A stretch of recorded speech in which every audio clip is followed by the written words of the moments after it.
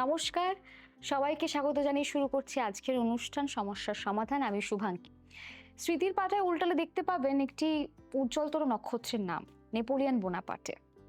তিনি গেছিলেন কোনো একদিন কোনো একটা অ্যাস্ট্রোলজারের কাছে, তাকে বলেছিলেন যে অ্যাস্ট্রোলজার তাকে বলেছিল যে আপনার তো কোনো ভাগ্যরেখাই নেই, আপনি সাইন করবেন কি করে। তিনি হাত চিরে দিয়ে বলেছিলেন, এই আমি হাতটা চিরে দিলাম, এই আমার ভাগ্যরেখা, আমি উন্নতি করবই। উন্নতি করেছিলেন ঠিকই, কিন্তু খুব ক্ষণস্থায়ীর জন্য। অ্যাস্ট্রোলজার বলেই দিয়েছিলেন যে আপনি হয়তো পাবেন, কিন্তু রাজত্ব সামলাতে পারবেন না। তিনি তখন বিশ্বাস করেননি। কিন্তু ভাগ্যের এমনই চক্র, পরে কিন্তু নেপোলিয়ন বোনাপার্টে বিশ্বাস করতে বাধ্য হয়েছিলেন। এত উজ্জ্বলতর নক্ষত্র যখন বিশ্বাস করেছেন, আপনাকেও কিন্তু বিশ্বাস করতে হবে। দরকার ঠিক স্টাডি করার। এবং যেই মানুষটি আমার সঙ্গে আছেন, অ্যাস্ট্রোলজির সঙ্গে সায়েন্সকে এমন সুন্দর করে মিলিয়েছেন যে আপনি বিশ্বাস না করে পারবেন না। তার জেডি অ্যাস্ট্রো একাডেমি কথা বলে সংখ্যাতত্ত্ব নিয়ে, গ্রাফোলজি নিয়ে, সাইকোলজি নিয়ে, লাইফস্টাইল চেঞ্জেস, ইয়োগা নিয়ে। একই ছাদের নিচে সবকিছু। আপনারা যদি শিখতে চান অবশ্যই শিখতে পারেন। আর তার সঙ্গে সঙ্গে যদি আপনারা অ্যাপয়েন্টমেন্ট নিতে চান, নিজেদের সমস্যার সমাধান করতে চান, তাহলে অবশ্যই করতে পারেন। আর দেরি না করে যেই উজ্জ্বলতর নক্ষত্র আমাদের সঙ্গে আছেন আজকে, শাস্ত্রীজিকে অনেক অনেক স্বাগত। জয়দেব শাস্ত্রীজি আমাদের সঙ্গে আছেন। নমস্কার। নমস্কার। জয় শ্রী ঠাকুর রামকৃষ্ণ, জয় শ্রী ঠাকুর রামকৃষ্ণ, জয় শ্রী ঠাকুর রাম। সমস্যার সমাধান অনুষ্ঠানে আপনাদের সবাইকে স্বাগত জানাই। আজকে প্রশ্নের ঝুড়ি নিয়ে এসছে এবং অনেকের অনেক কোশ্চেন থাকে। যদি আপনাদের সাথে এই কোশ্চেন মিলে যায় তাহলে তো আর কোনো সমস্যাই নেই, আর যদি না মেলে তাহলে দুঃখের কিছু নেই।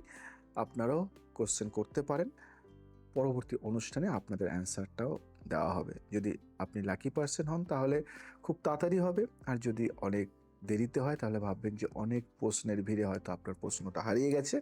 আবার আমরা খুঁজে পেলে আবার সেই প্রশ্নের অ্যান্সারটা দেবো। তো প্রশ্ন করতে থাকুন, অ্যান্সার কিন্তু পাবেন। একদমই তাই।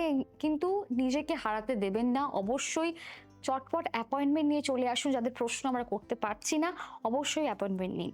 খুব ভালো একটা প্রশ্ন করেছে ঝুমা, 21 বছর বয়স, আসানসোল থেকে প্রশ্ন করেছে, ব্রেকআপের পর থেকে আমি আর আয়নায় নিজের মুখ দেখতে পারি না। আমার মনে হয় আমি কুৎসিত।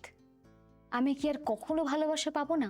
ঝুমা কিন্তু খুব ছোট, কিন্তু 21 বছর বয়স। হ্যাঁ। তো ওর এখনই এটা ভাবা উচিত নয়। তোমার বয়স শেষ হয়ে যায়নি কিন্তু ঝুমা। তোমার এই হীনমন্যতা হলো কি জানো তো, তোমার হলো অরাটা না ড্যামেজ। তোমার অরা ড্যামেজ হয়ে, সে তোমার মন ভাঙেনি, সে তোমার আত্মাকে আঘাত করেছে। তুমি কুৎসিত নও, তোমার চোখের জ্যোতি সাময়িকভাবে নিভে গেছে। মহাবিশ্ব তোমাকে এখন একা রেখেছে যাতে তুমি নিজেকে ভালোবাসতে শেখো। যে নিজেকে ভালোবাসে না তাকে পৃথিবীও ভালোবাসে না। তাই যে নিজেকে সবসময় কুৎসিত মনে করে, খারাপ মনে করে, সে তো নিজের চোখেই নিজে খারাপ। তো সবাই কি করে তাকে ভালোবাসবে? তুমি নিজেকে নিজের চোখে ভালো ভাবার চেষ্টা করো। প্রতিদিন সকালে আয়নার সামনে দাঁড়িয়ে নিজের চোখের দিকে তাকিয়ে বলো, আমি সুন্দর, আমি ঈশ্বরীয় সৃষ্টি। আরে ঈশ্বর তো তোমাকে সৃষ্টি করেছে, তুমি খারাপ কোথায়? গোলাপ জল ও চন্দন মিশিয়ে মুখে মাখো। গোলাপ জল ও চন্দন মিশিয়ে মুখে মাখো, এটি তোমার সৌন্দর্যের আভা, বিউটি অরা ফিরিয়ে আনবে। ওং ক্লিং কাম দেব্যো নমঃ। কি? ওং ক্লিং কাম দেব্যই নমঃ। এই মন্ত্রটি তোমার ভেতরের হারিয়ে যাওয়া উজ্জ্বলতা ফিরিয়ে আনবে। খুব শীঘ্রই এক নতুন সূর্যোদয় তোমার জীবনে আসবে। এটা করো, দুর্দান্ত ফল পাবে। নিজেকে ভেঙে ফেলো না, আবার নতুন করে বাঁচার চেষ্টা করো। একদমই তাই। নতুন করে বাঁচার চেষ্টা করুন। প্রত্যেকটা ধ্বংসের পরে কিন্তু নবজাগরণ আসে। তো এইভাবেই নিজের জীবনকে আরো জাগিয়ে তুলুন। সবসময় পজিটিভ থাকুন। নেক্সট প্রশ্নে যাব। নূপুর খুব ভালো একটা প্রশ্ন করেছে, বয়স 32 ইয়ার্স, রাজশাহী থেকে করেছে। আমার বিয়ে ঠিক হওয়ার পর আমার হবু বর একটি দুর্ঘটনায় মারা যায়। লোকে বলছে আমি নাকি অপয়া বা স্বামী খেকো। আমার কি বেঁচে থাকা অপরাধ? খুব কষ্টের কথা বলো এটা। প্রত্যেকটা মহিলার এটা জীবনে খুব ফেস করতে কষ্টের হয় যদি কথা। তার স্বামী চলে যায়, অকালে প্রয়াণ হয়। খুব কষ্টের কথা। তোমাকে বলবো আমি, ভেঙে পড়ো না নূপুর। নূপুর, মানুষের কথা ফুল ফোটানো বিষের মতো হতে পারে, কিন্তু তুমি জেনে রাখো, তুচ্ছ মানুষের কথা মহাবিশ্বের বিধান নয়। জ্যোতিষ শাস্ত্রে একে বলা হয় বৈধব্য দোষ বা মঙ্গলের অশুভ প্রভাব। তোমার কুণ্ডলিতে গ্রহের অবস্থান এমন ছিল যা একটি নির্দিষ্ট সময়ে বড় কোনো বিচ্ছেদ ঘটাতে পারত, কিন্তু সেই মৃত্যুতে তোমার কোনো হাত নেই। অপয়া শব্দটি একটি কুসংস্কার মাত্র। তুমি একটি কার্মিক ট্রমার মধ্যে দিয়ে যাচ্ছ। তোমার আত্মা এখন রক্তাক্ত, তাই নেতিবাচক কথাগুলো তোমার কানে বেশি বাজছে। তোমার জন্য একটা প্রতিকার দিই। পূর্ণিমার রাতে খোলা আকাশের নিচে একটি রূপোর বাটিতে জল রেখে তাতে নিজের মুখ দেখো এবং সেই জল কোনো পবিত্র গাছের গোড়ায় ঢেলে দাও। এটি তোমার উপর থাকা অপবাদ ও নেতিবাচকতা ধুয়ে ফেলবে। প্রতিদিন সাদা রঙের পোশাক বা রুমাল সাথে রাখো, হ্যান্ডকারচিফ সাথে রাখো। সাদা রং চন্দ্রের প্রতীক, যা মনকে শান্ত রাখবে। প্রতিদিন সকালে 108 বার ওং ত্রাম্বকম যজামহে মহামৃত্যুঞ্জয় মন্ত্র জপ করো। এটি সব অকাল মৃত্যু ও অপবাদের ভয় থেকে মুক্তি দেয়। এটা করো, দুর্দান্ত রেজাল্ট পাবে, দুর্দান্ত রেজাল্ট পাবে। একদমই তাই। এবং মহামৃত্যুঞ্জয় মন্ত্র যা পাওয়ার, সত্যি মানে একদম মৃত্যু ফালাটাকেও কাটিয়ে দেয়। কাটিয়ে দেয়। একদমই তাই। এবার আমি আবার নেক্সট প্রশ্নে যাব। অনেকগুলো প্রশ্ন ইতিমধ্যে এসে গেছে, আপনারাও কিন্তু প্রশ্ন করতে পারেন অবশ্যই। তার জন্য কিন্তু বা আমাদের ইনস্টাগ্রাম পেজ আছে, ফেসবুক পেজ আছে, ইউটিউব চ্যানেল আছে, আপনারা কমেন্ট করতে পারেন। আপনাদের যারা লাকি হয় না, যারা সুযোগ পায়, অনেকে সুযোগ পায় না, তাদের কিন্তু আমরা প্রশ্ন নিয়ে নেব। যেমন সায়েম আমাদেরকে প্রশ্ন করেছে, 30 বছর বয়স এবং তিনি প্রবাসী, লন্ডন থেকে করেছে। আমি যাকে পাগলের মতো ভালোবাসি সে আমাকে ভাই বলে ডাকে, বিশাল বড় সমস্যা। এই কষ্ট যদি আমি কাকে বোঝাবো? আমার ভালোবাসার কি কোনো মূল্য নেই? এটা কিন্তু অনেক ছেলে বন্ধুরাই আর কি ফেস করেছে, অনেকে ব্রোজন্ড হয়ে গেছে, ভাই হয়ে আবার গেছে। অনেকে আছে যে আবার দেখা গেল ভালো লাগা বা ভালোবাসা, আবার তাকে আবার অনেকে দাদা বলে ডাকে। তাও তো এটাও তো কি একটা চাপা কষ্ট। চাপা কষ্ট থাকে। যাই হোক সাইম, তোমার এই কষ্টকে বলা হয় আনরিকুয়েটেড লাভ বা একতরফা প্রেমের দহন। জ্যোতিষ মতে তোমার শুক্র শনির অবস্থান একে অপরের থেকে ষষ্ঠ বা অষ্টম রাশিতে ষষ্ঠক যোগ বলে কি, ষষ্ঠক যোগ বা প্রেমের বদলে পিউরিফিকেশন বা শুদ্ধিকরণ আনে। সে তোমাকে ভাই বলছে কারণ তার আত্মার ফ্রিকোয়েন্সি তোমার সাথে রোমান্টিক ভাবে মিলছে না। ভালোবাসা মানেই তাকে পাওয়া নয়, অনেক সময় ভালোবাসা মানে তাকে মুক্তি দেওয়া। তুমি তাকে যত বেশি করে চাইবে সে তত দূরে সরবে, কারণ তোমার ডেসপারেশন, কি বললাম, ডেসপারেশন বা অতিরিক্ত তৃষ্ণা তাকে বিকর্ষণ করছে। শুক্রবার একটি গোলাপি কাগজে নিজের মনের সব কথা লিখে তাতে সামান্য আতর লাগিয়ে কোনো জলাশয় ভাসিয়ে দাও। এটি তোমার ইমোশনাল ব্লকেজ মুক্তি দেবে। প্রতিদিন কেশরের তিলক কপালে লাগাও, এটি তোমার ব্যক্তিত্বে এক গাম্ভীর্য ও আকর্ষণ তৈরি করবে। ম্যাগনেটিজম তৈরি করবে তোমার মনে। ওং ক্লিং শ্রিং কাম দেবায় নমঃ, এই মন্ত্রটি জপ করলে তোমার ভেতরের হীনমন্যতা দূর হবে এবং তুমি সঠিক মানুষের আকর্ষণ পাবে, যে তোমাকে ভালোবাসবে, যে তোমাকে চাইবে, তার দিকে তোমার টান বাড়বে। তো আমার কথা শুনে চলো, দুর্দান্ত। জীবনটা ছোট, কিন্তু খুব ছোট জীবন। এই জীবনে আনন্দ করো, এনজয় করো। কেন এত কষ্ট? কেন? এটা গান আছে না, যা পেয়েছো পেয়েছো, যা না পাওয়া তা না পাওয়াই থাক, সব পেলে নষ্ট জীবন। তো ব্যাপারটা এরকমই, যেটা পাওনি সেটা ছাড়ো না, যেটা পাবে বা যেটা পেয়েছো সেটা নিয়ে হ্যাপি থাকো। দারুণ সুখে থাকো। খুব ছোট ছোট বিষয় কিন্তু অনেক বড় বড় কথা আপনি বলে দিলেন, যে মনের সবকিছুকে মানে কি আমি সত্যি মানে বাকরুদ্ধ হয়ে যাই যখন মানে আপনার কথাগুলো শুনি, যে এত মানে অল্প টোটকা বা অল্প সময়ের মধ্যে এত সুন্দর হয়ে যায় সারা পরিবেশটা। এবং সত্যি এই কথাগুলো যদি আপনি শুনে থাকেন তাহলে দেখবেন অনেকটা সমস্যার সমাধান হয়ে যাচ্ছে, এবং আপনি মানুষের সাইকোলজিটা অনেকটা বোঝেন। মানে হয় না যে দেখবেন আমি তো প্রতিকার দিচ্ছি আমি গ্রহ নক্ষত্রকে ঠিক করছি, কিন্তু মানুষের সামনে দাঁড়িয়ে যে ভরসাটা দিচ্ছি যে আপনার দ্বারা হবে, আপনি বেরিয়ে আসতে পারবেন, এই ভরসাটাই অনেকে দিতে পারে না। ইয়েস, প্রথমেই একটা নেগেটিভ কথা দিয়ে শুরু করে, তাহলে মানুষের মনে আরো একটা বিক্ষিপ্ত চিন্তা ভাবনা হয়ে যায়, তাহলে কি আমি একদম শেষের দিকে এগিয়ে যাচ্ছি। এটা যাতে না হয়, তো অবশ্যই আমাদের জয়দেব শাস্ত্রীজি যিনি আছেন সত্যি অন্যতম এবং শ্রেষ্ঠ। এবার আমি আরেকটা প্রশ্নের দিকে এগিয়ে যাচ্ছি। সুপ্রিয়া দেবী আমাদের মেসেজ করেছেন, 45 ইয়ার্স, শিলিগুড়ি থেকে বলেছেন, আমার স্বামী আমাকে শারীরিকভাবে নির্যাতন করে, তবুও আমি কেন তাকে ছেড়ে যেতে পারি না? আমি কি কোনো তন্ত্রমন্ত্রের শিকার? অনেক মহিলাদেরই এই প্রশ্নটা থাকে। আপনাকে খুব ভালো প্রশ্ন করেছে। সুপ্রিয়া দেবী, সত্যি সুপ্রিয়া দিদি, তোমাকে স্যালুট জানাই। অনেকে এই কোশ্চেনটা করতে পারে না। তো একে তান্ত্রিক পরিভাষায় বলা হয় পিচাস বন্ধন, এবং মনস্তত্ত্বের ভাষায় জানো কি, স্টকহোম সিনড্রোম। Stockholm syndrome. আপনার স্বামী হয়তো আপনার উপর কোনো নেতিবাচক শক্তি প্রয়োগ করছেন, অথবা আপনার জন্মকুণ্ডলীর রাহু তাকে আপনার উপর আধিপত্য বিস্তার করতে সাহায্য করছে। অনেক সময় অশুভ শক্তির প্রভাবে মানুষ অন্যায়ের প্রতিবাদ করার ক্ষমতা হারিয়ে ফেলে। আপনার ইচ্ছা শক্তি, উইল পাওয়ার কেউ চুরি করে নিয়েছে।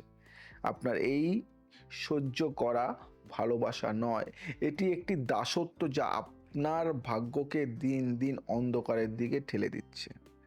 একটা উপচার বলি, একটি শুকনো নারকেল নিয়ে নিজের মাথার উপর দিয়ে 21 বার ঘুরিয়ে কোনো চলতি জলে বা আগুনে নিক্ষেপ করো।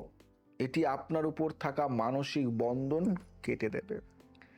শনিবার লোহা বা কাচের জিনিস কেনা বন্ধ করো। বাড়ির উত্তর পূর্ব দিকে একটি হনুমানজির ছবি রাখো, আর একটা মন্ত্র পাঠ করো, ওম দুং দুর্গায় নমঃ। মা দুর্গা আপনাকে এই অসুরিক শক্তি থেকে মুক্তি পাওয়ার সাহস ও পথ দেখাবেন। এটা করো, দুর্দান্ত পাওয়ার। জয়দেব শাস্ত্রী বললে একবার করে দেখো, দারুণ ফল। আর তারপরে তো আমি আছি, আগে টোটকা করো না, তারপরে তো জয়দেব শাস্ত্রী আছে। চিন্তা কিসের? তোমাদের ফিলোজফার গাইড রয়েছে এখানে, কোনো চিন্তা নেই। একদমই তাই, এবং খুব কম সময়ের মধ্যে আপনারা এই টোটকাটা করতে পারেন। খুব একটা মানে খুব বিশাল কিছু না, জিনিস বিশাল কিছু না। জোগাড় যন্ত্র করতে হবে না। এবং উনি খুব ভালো কথা বললেন যে আগে টোটকাটা করে দেখুন, তারপর আমি আছি। একদম। ম্যাক্সিমাম আপনি দেখবেন জ্যোতিষবিদ বলে আগে আপনি চলে আসুন আমার না কাছে, না না না, একদম আমি না। কোনো টোটকা দিতে পারবো না, আসলে তবে টোটকা। অনেক জায়গায় আমরা ফেস করেছি শাস্ত্রীজি, তাই জন্যই আমরা হতাশ হয়ে আর কি অনেক অনুষ্ঠান আমাদেরকে করতে হয়। কিন্তু তাও আজকে এখানে এসেই হাসি মুখে যে বাড়িটা যাই, কারণ এত সমস্যার সমাধান হয়, এত সুন্দর করে আপনি ব্যাখ্যা দেন, সত্যি আপনি শ্রেষ্ঠ, সবাই জানে। তো এবার রাহুলের প্রশ্নে যাব। রাহুল চট্টগ্রাম থেকে মেসেজ করেছে আমাদেরকে, 21 বছর বয়স, তার দুঃখের কথা আপনাকে জানিয়েছে। বলেছে, ব্রেকআপের পর আমার প্রাক্তন প্রেমিকা আত্মহত্যা করার হুমকি দিচ্ছে, আমি কি ভয় তার সাথে থেকে যাব? আমার জীবন কি এভাবেই শেষ হবে? কষ্টের প্রশ্ন বলো এটা। অনেক খুব চাপা দুঃখ কষ্ট, থেকে চাপা দুঃখ, প্রশ্নটা চাপা করেছে। কষ্ট কিন্তু রয়েছে। রাহুল, এই পরিস্থিতিকে বলা হয় ইমোশনাল ব্ল্যাকমেল। পরিস্থিতি তো অনেক রকম আসে, কিন্তু এই যে সিচুয়েশন রয়েছে এটাকে বলা হয় কি, ইমোশনাল ব্ল্যাকমেল। জ্যোতিষ মতে তার কুণ্ডলিতে চন্দ্র কেতুর অশুভ প্রভাবে সে মানসিকভাবে অস্থির। ভয় পেয়ে কারোর সাথে থাকা মানে নিজের জীবনের অপমৃত্যু ঘটানো। মনে রাখবে, কারো জীবনের দায়িত্ব তুমি নিতে পারো না যদি না সে নিজে বাঁচতে চায়। তার এই হুমকি আসলে তোমার উপর এক ধরনের নেতিবাচক এনার্জি অ্যাটাক। তুমি যদি নতি স্বীকার করো তবে তুমি সারা জীবন এই জালে আটকে থাকবে। উপাচার বলে দিই, নীল রঙের একটি ধাগা বা সুতো নিজের কবজিতে বেঁধে রাখো এবং বলো, আমি কেবল আমার নিজের কর্মের জন্য দায়ী। শনিবার কালো তিল দান করো, এটি রাহুর কুপ্রভাব থেকে তোমাকে রক্ষা করবে। আর একটা মন্ত্র পাঠ করো, ওম গাং গণপতে নমঃ। কি? ওম গাং গণপতে নমঃ। গণেশ বিঘ্ননাশক, তিনি তোমার জীবনের এই জটিল জটিল খুব সমস্যা খুলে দেবেন। মনে সাহস রাখো, সত্যের পথে চলো। দেখবে অনেক জটিল সমস্যার সমাধান এই গণেশজি কিন্তু করে দেবে। আর চিন্তা নেই, টেনশন নেই, ঈশ্বর আছে, ভালো থাকবে রাহুল। একদমই।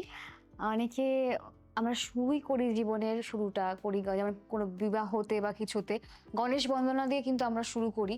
তো গণেশজি সবারই একটা প্রিয় একটা যেন দেবতা। সব মন্ত্রের আগে কিন্তু গণেশ বন্দনা। মন্ত্রটা করতে হয়, এবং দেখবে সব পুজোর আগে কিন্তু গণেশ পুজোটা করতে হয়। একদম। গণেশ পুজোর থেকেই কিন্তু সব পুজো শুরু হয়। গণেশ পুজো শুরু মানে এবার আস্তে আস্তে এক এক করে পুজো শুরু। তো গণেশজি আমাদের সবার প্রথম, এবং তাকে স্মরণ করলে, এবং সে কিন্তু খুব দয়ালু কিন্তু, এবং গণেশ মন্ত্র, গণেশ বন্দনা, গণেশ পুজো করলে কিন্তু দেখবে অনেক মানে অশুভ শক্তি কিন্তু নাশ হয়ে যায়। এবার সত্যি গণেশজির নাম নিয়ে যদি একটা মন্ত্র পাঠ করা যায়, বক্রতুণ্ড মহাকায় সূর্যকোটি সমপ্রভা নির্বিঘ্ন কুরু মে দেব সর্বকার্যেষু সর্বদা। যাব নেক্সট প্রশ্নে।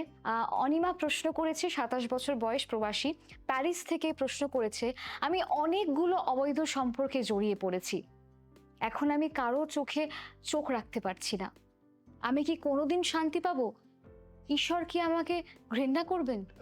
খুব বেদনাদায়ক প্রশ্ন তোমার। তুমি খুব ভালো একটি মেয়ে। ঈশ্বর কাউকে ঘৃণা করে না, তিনি কেবল কর্মার মাধ্যমে আমাদের শিক্ষা দেন।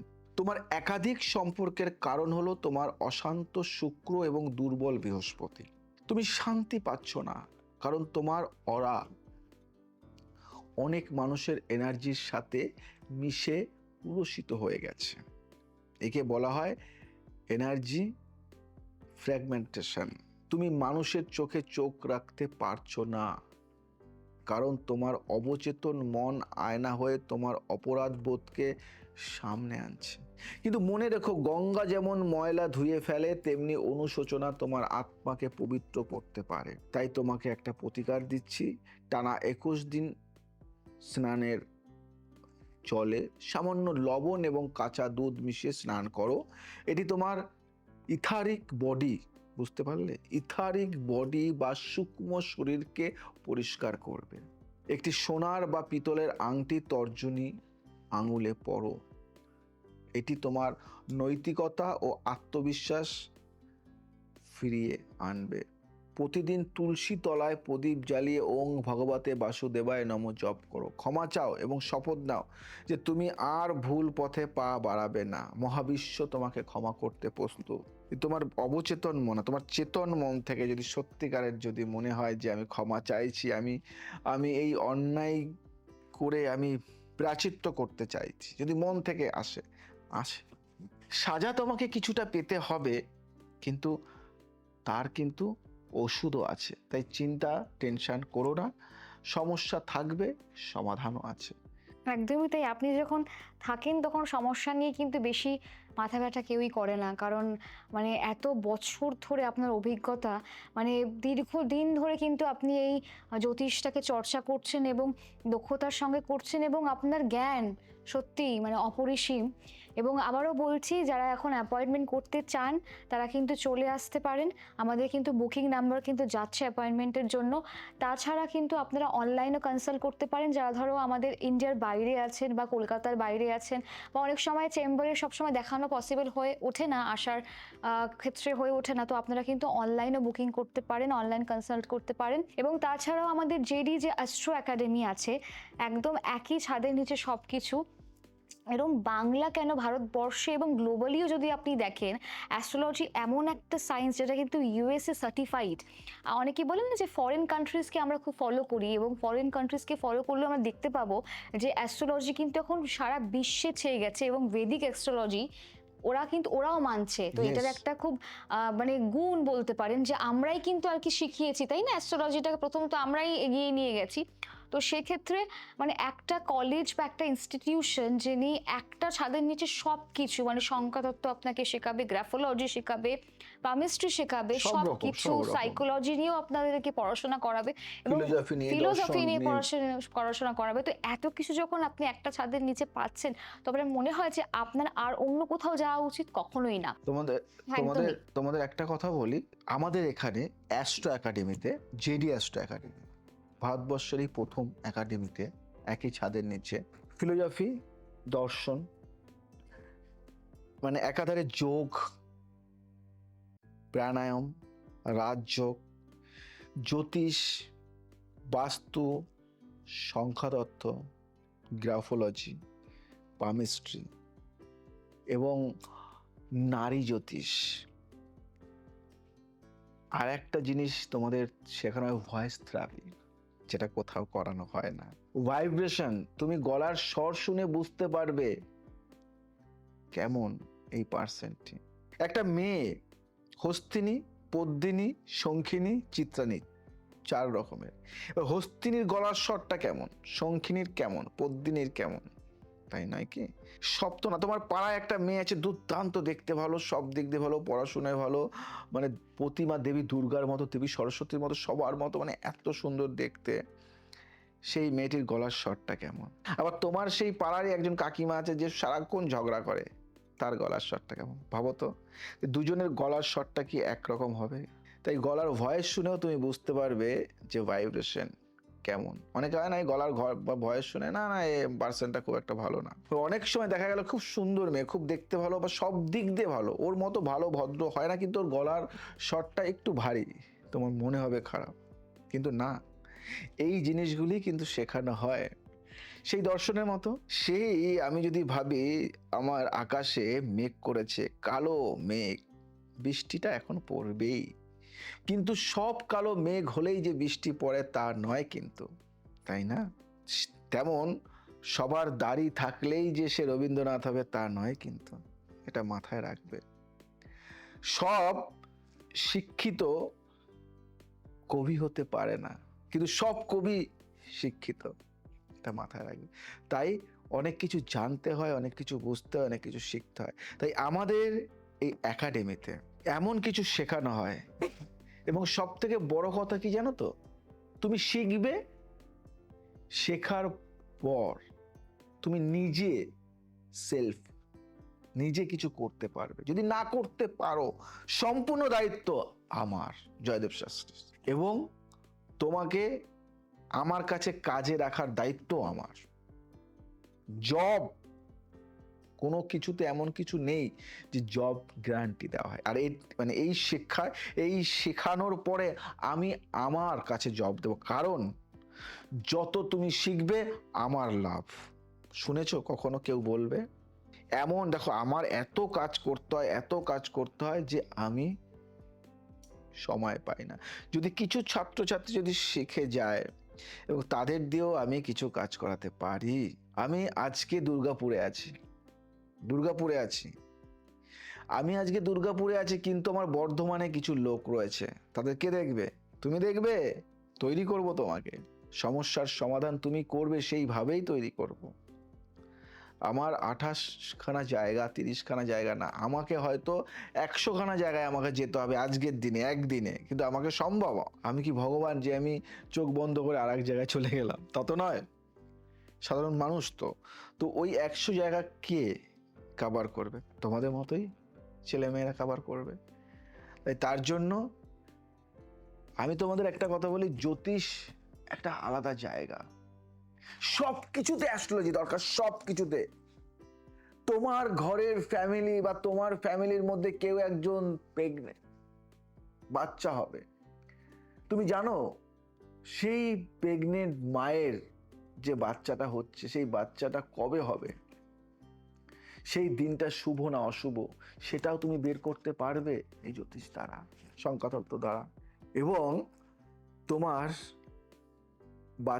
সেই মানে রিলেটিভের বাচ্চা হওয়ার পরে তার নামটা কি রাখবে, সেটাও এই জ্যোতিষ দ্বারা বিচার করবে। তার কুষ্টি তৈরি করবে তুমি, সে কোন পথে যাবে, তার পড়াশুনো কোন দিকে এগোবে, সে কি নায়িকা হবে, না সে নায়ক হবে, না সে একজন খেলোয়াড় হবে, না সে একজন আইপিএস অফিসার হবে, না সে একজন ডক্টর হবে, না সে একজন লয়ার হবে, কি হবে, সেটাও তুমি বিচার করতে পারবে এই অ্যাস্ট্রোলজির মাধ্যমে। এবং সে সাকসেস পাবে কি না, সে চোর হবে না সে পুলিশ অফিসার, সেটাও তুমি বিচার করতে পারবে। সে একজন ক্যামেরাম্যান হবে না সে একজন রাইটার হবে, বিচার করতে পারবে। তাহলে সকাল থেকে রাত পর্যন্ত আমরা জ্যোতিষ ছাড়া চলতে পারি না। অনেকে ও অহংকারে বলে না আমি জ্যোতিষের কাছে যাব না, আবার লুকিয়ে লুকিয়ে কিন্তু সে জ্যোতিষের পরামর্শ না ছাড়া চলে না। এরকম অনেক ব্যক্তি আছে, মিডিয়াতে অনেক ব্যক্তি রয়েছে যারা বলে না আমি জ্যোতিষ দেখি না, কমরে সার্চ করে দেখবে অনেক কিছু দেওয়া আছে, জয়দেব শাস্ত্রী দেওয়া রয়েছে। যাই হোক, এইসব কথা বলতে চাইছি না। অনেক ব্যক্তি আছে আবার গর্ব করে বলেন হ্যাঁ আমি যাই, আমি পেয়েছি ভাইব্রেশন ওখান থেকে। আমি শুধু বলি না যে আমার কাছেই আসতে হবে, আমি বলি না I am the best person in the world, আমি বলি না এটা। আমি একজন অ্যাস্ট্রোলজার, এবং আরো অনেক অ্যাস্ট্রোলজার আছে যাদের মানে যাকে তোমার ভালো লাগে তার কাছে তোমরা যেতে পারো, কিন্তু তোমরা শেখো সাবজেক্টে। অনেক ভালো অ্যাস্ট্রোলজারের দরকার, অনেক ভালো জ্যোতিষের দরকার, অনেক ভালো তন্ত্রবিদের দরকার, অনেক ভালো পামিস্ট্রির দরকার, অনেক ভালো সংখ্যাতত্ত্বের দরকার। সংখ্যাতত্ত্ববিদ হতে গেলে কোথায় যাবে তুমি, কোথায় শিখবে, কি আছে, কোথায় জয়েন্ট দেবে, কি দেবে, কিছুই তো জানো না। অনেক তোমাদের বাবা মা অনেকে বলে, ভেবে দেখেছো কোনোদিন? কখনো তোমার বাবা বলে এই তুই না বড় হয়ে জ্যোতিষ হবি, কি বলে এই তুই বড় হয়ে ডক্টর হবি, এই তুই বড় হয়ে লয়ার হবি, এই তুই বড় হয়ে কি হবি, উকিল হবি, ডক্টর হবি, ইঞ্জিনিয়ার হবি? বলে কখনো এই তুই বড় হয়ে কিন্তু জ্যোতিষ হবি?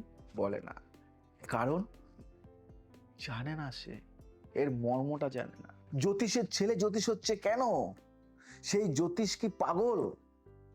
জ্যোতিষ তার ছেলে জ্যোতিষ হচ্ছে কারণ এই বিদ্যাটা বাইরে বের করতে দিতে চাইছে না কিছু মানুষ, তাই তারা তাদের ঘরের মধ্যেই রাখছে, তারা প্রচার করছে না, প্রকাশ করছে না।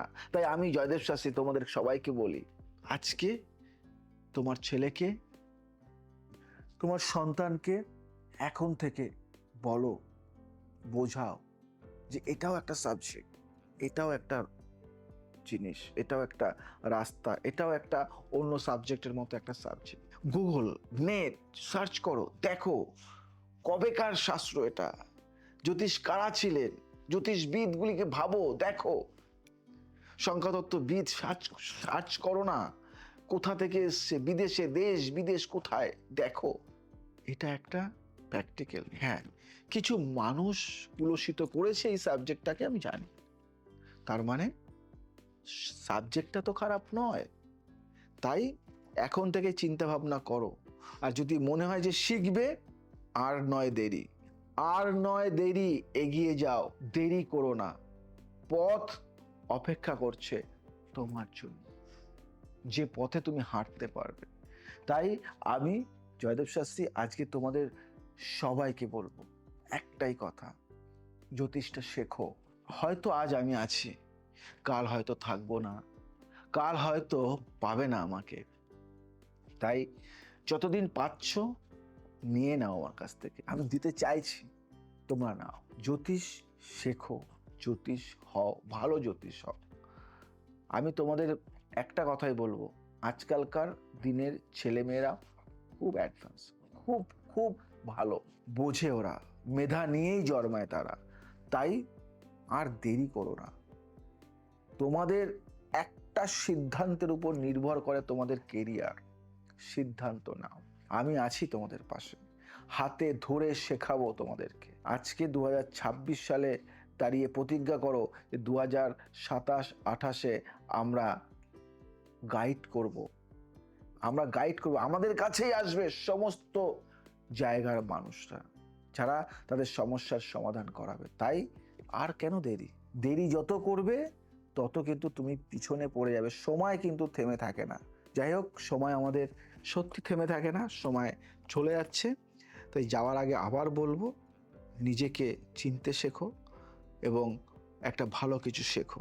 জেডি অ্যাস্ট্রো একাডেমি তোমাদেরকে ডাকছে, তোমরা আসো, পরীক্ষা দাও, নিশ্চয়ই পাশ করবে এবং সিলেক্ট হবে। শেখো, সমস্ত রকম বিদ্যা এখানে পাবে, জ্যোতিষ রিলেটেড যা আছে পৃথিবীতে, জ্যোতিষ রিলেটেড যা আছে সব শেখানো হয় হাতে ধরে। আর আমি থাকি ওখানে, আমার হাতেও তোমরা হাত রেখে শিখতে পারবে নিজের মতো করে, গাইড, ফিলোজফার এবং একজন বন্ধু হিসেবে পাবে আমাকে। তাই ভয়ের কিছু নেই। বন্ধুকে কেউ ভয় পায়? তাহলে আর কেন দেরি, চলে আসো। আজ আসি, আবার আসবো নতুন একদম কিছু নিয়ে। একদম। ভালো থাকো, সুস্থ থাকো, সবাইকে ভালো রাখো। জয় শ্রী ঠাকুর রামকৃষ্ণ।